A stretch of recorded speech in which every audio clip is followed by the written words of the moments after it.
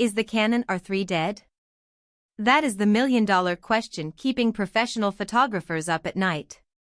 When Canon finally unleashed the massive EOS R1 flagship, everyone assumed the R3 was just a placeholder, a stopgap camera destined for the history books. But you would be wrong.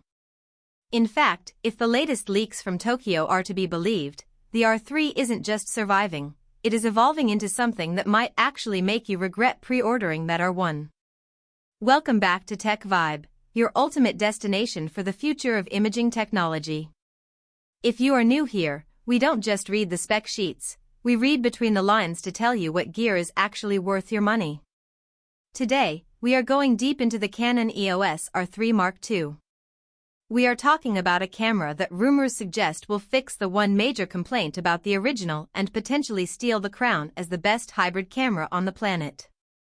You are going to want to stick around because later in this video, we are revealing the rumored sensor upgrade that changes the entire hierarchy of the Canon lineup. Let's be real for a second.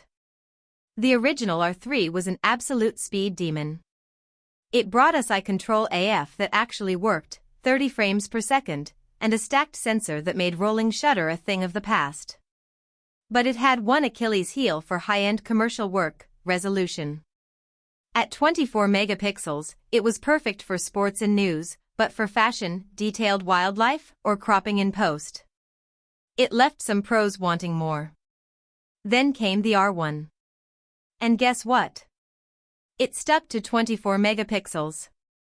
This is exactly where the R3 Mark II enters the chat. The most credible leaks coming out of the industry right now suggest that Canon is pivoting the R3 line. Instead of being the mini R1, the R3 Mark II is rumored to become the high-resolution speed flagship. We are hearing whispers of a brand new 45 to 50 megapixel stacked BSI CMOS sensor. Just think about that for a moment. You get the integrated vertical grip ergonomics that pros love, the indestructibility of a tank, but with double the resolution of the R1. If this rumor holds true, the R3 Mark II becomes the Goldilocks camera. It sits perfectly between the high-speed, low-res R1 and the high-res, slower R5 series. For a wedding photographer who needs to print large, or a bird photographer who needs to crop in on a distant eagle, this sensor upgrade is the feature that changes everything. But resolution means nothing if you miss the shot. The original R3 introduced us to eye control AF, where the camera literally focuses on what you look at. It was futuristic, but let's be honest, it had its quirks. It sometimes struggled with glasses or contact lenses. The Mark II is expected to inherit the eye control AF Gen 2 directly from the R1 development pipeline. We are talking about a system with more sensors, faster refresh rates, and a thicker tracking algorithm.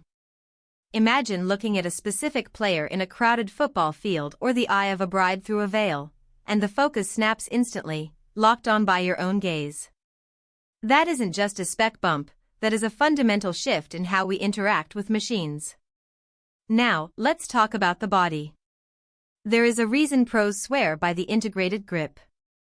The balance, the battery life, the vertical controls, it is a workflow necessity, not a luxury.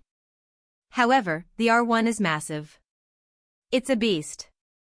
The R3 has always been slightly more compact, slightly lighter. We expect the Mark II to retain this leaner pro body factor.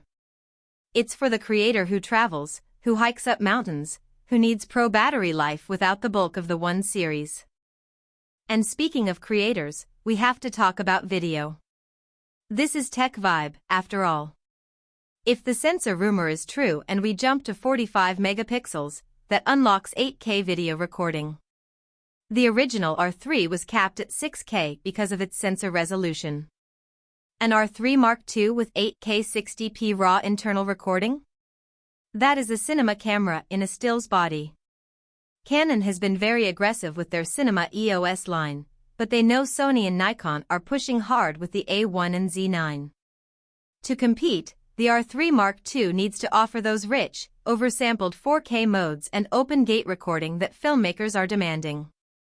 If they include the tally lamps and the full-sized HDMI we saw on the R5 Mark II, this could easily become the primary A camera for high-end documentary work. I know what you are thinking. This sounds expensive. And you are to be cautious. The R1 is priced in the stratosphere. The R5 Mark II is approachable but requires a grip to match the battery life. The R3 Mark II is likely to slot right in the middle, a premium price for a premium tool. But here is the hook: the value proposition here is actually higher than the R1 for most people. If you aren't shooting the Olympics for a wire service, you probably don't need the R1's specific connectivity features. You need megapixels, you need 8K, and you need all-day battery. The R3 Mark II offers a package that the R1 simply refuses to give you. There is another fascinating rumor regarding the pre-capture technology. Canon has been rolling out this feature where the camera buffers images before you fully press the shutter. On the Mark II, with the increased processing power of the rumored Digic accelerator chip, we could see a pre-capture buffer that lasts significantly longer, possibly up to 1.5 seconds in RAW. For wildlife photographers waiting for a bird to take flight, that is the difference between a portfolio shot and an empty branch. So, when can we expect this powerhouse? The timeline is tricky. Canon usually spaces out their pro bodies to avoid cannibalizing sales. With the R1 and R5 Mark II dominating the current cycle, industry insiders are looking at late 2025 or early 2026. This would time perfectly with the lead-up to the next Winter Olympics, giving Canon a fresh hype cycle after the R1 dust settles. But here is the reality check. Canon has a history of protecting their flagship. They might intentionally cripple the R3 Mark II's burst rate to keep the R1 faster. Maybe they cap it at 20 frames per second mechanical, or they limit the video codecs.